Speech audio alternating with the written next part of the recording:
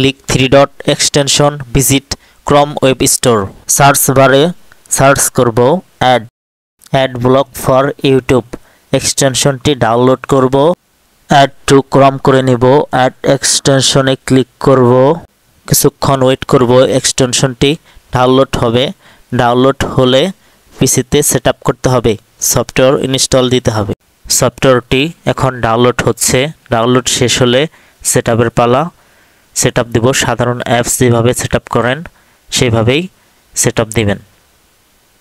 আমি আগে set up করেছি, এর জন্য আবার সেট আপ দিচ্ছি, এর জন্য এরকম আসতেছে। সফটওয়্যারটির রিভিউ দেখে নেওয়া যাক।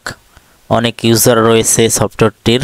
সফটওয়্যারে প্রবেশ করে ইনেবল করে রাখবেন, তাহলে আর ইউটিউবের বিরক্তিকর কোনো অ্যাড আসবে না।